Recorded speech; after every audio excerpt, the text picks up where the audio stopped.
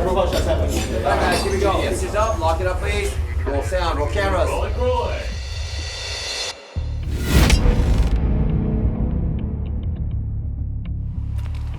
And one more time. What I want is to create images, and what I want is to evoke emotion.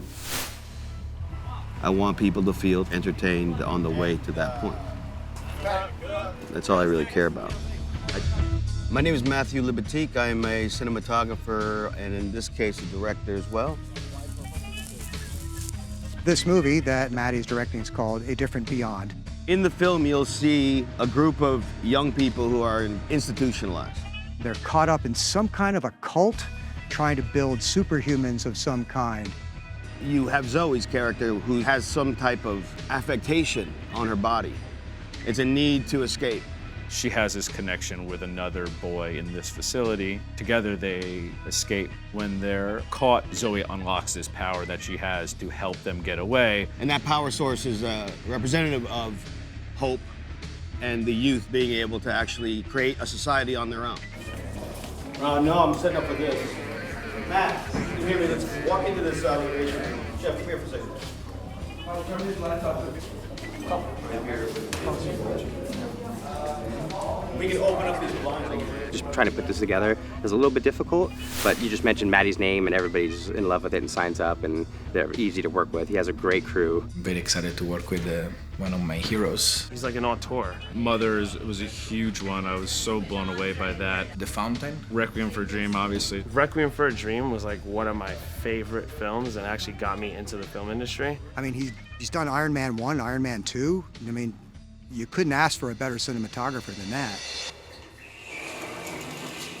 Today we're doing a tech scout in Pomona. Basically today we're having the entire crew from the AD department, the art department, the grips, the electrics, stunts, drone, all here together so we can figure out what exactly we're gonna shoot in each location and what lenses, what sort of lighting, what sort of props, wardrobe, so that on the day we're very efficient in how we shoot it. So she's in at 6, 8:30 should be ready. Sausage material. Here we go. You want all your hiccups to be worked out today, just so when you show up on the day of, everything is good to go, clear, you have a clean schedule, you're not missing any gear. When you don't do a tech scout and you don't have your crew on the same page, a lot of negative things can happen that can basically spiral into a loss of time. And so a tech scout is pivotal to that process. My process is different because I work with so many different directors. If I'm working with a Jon Favreau, he's a storyboarder. If I'm working with a Darren Aronofsky, he's a shot lister. If I'm working with a Spike Lee, it's maybe a shot list on a napkin at the beginning of the day, or we're improvising. For me, in this case, I shot listed, I didn't storyboard. The locations inspired the look, and then I shot listed. Because I know what moments I need, and then sometimes I just come up with an idea for a shot and I incorporate the things I need to see story-wise into the shot. At least that's what I'm doing here. Maddie is one of the premier DPs in the world. He does have an enormous ability of telling a story visually. I'm really excited to see how he tells this story that is already really super cool and what it's gonna look like in the end.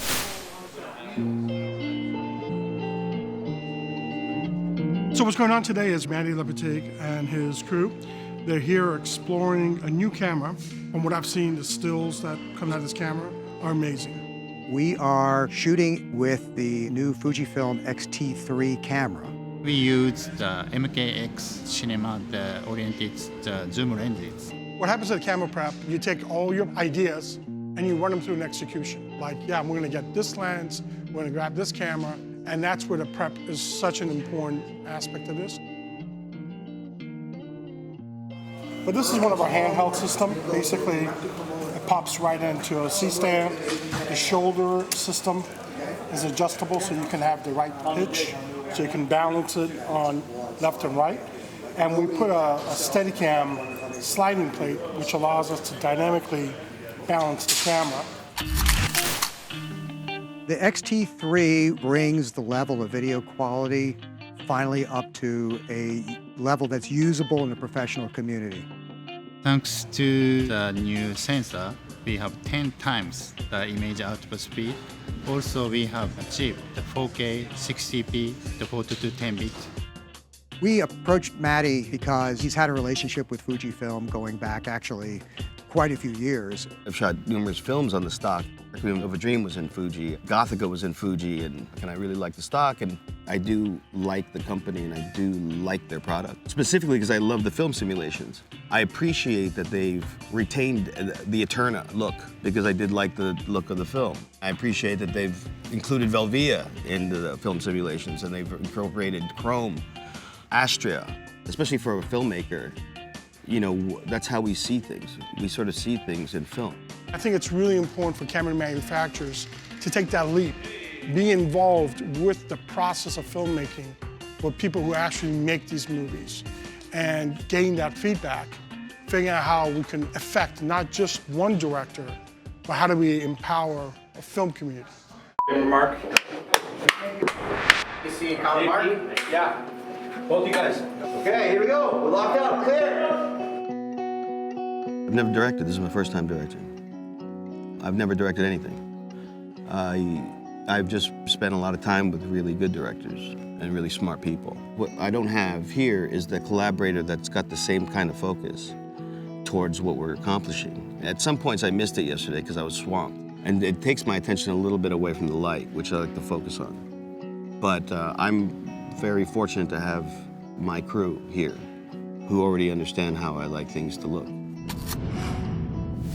You have to give your actors a point of view, and you get their point of view, and then you discuss it. And then the main thing for me is to make them all feel comfortable. And just really, it's just to keep a light atmosphere so they feel comfortable performing. My name is Art Haynes. I'm doing special effects. Today we're doing atmosphere, so we generate fog or smoke. A lot of times we do the explosions and stuff like that, or safe glass breaks. We're gonna do a breakaway scene where someone shoots at the window. The challenge there is that we have to pretty much replace one of these windows here and put breakaway candy glass. It's made out of sugar. Make sure it's aged the same exact way. You know, once they say action, window breaks, and then we're good. Zoe!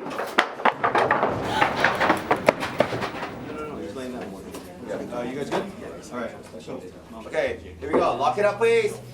It's incredible that filmmakers like Matty are taking these big leaps and trying out new methods, new ways of experimenting. I wanted to put the X-T3 to the test. You know, I wanted to see how it acted in low light, how it acted in hot, how it acts with color and saturation, and put it through a process that I would put any camera through. So far, so good. The images look, I think, pretty great.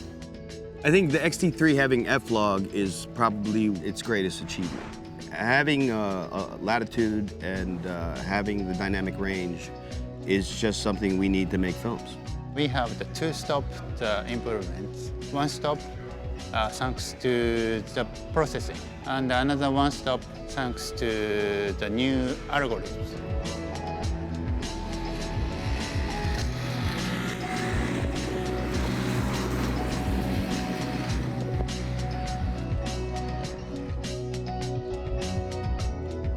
For 2 days, we were shooting in a location and running out to the end of the day.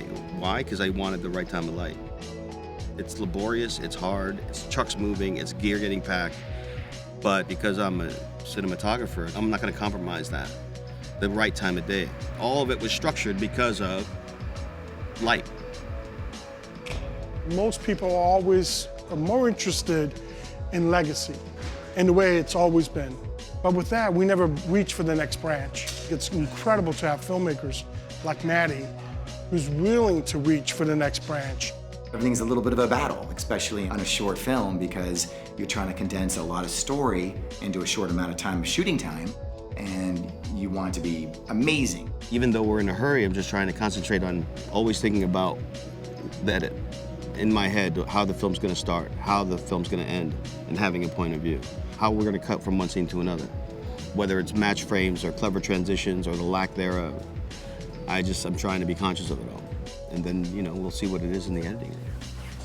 Camera B marker.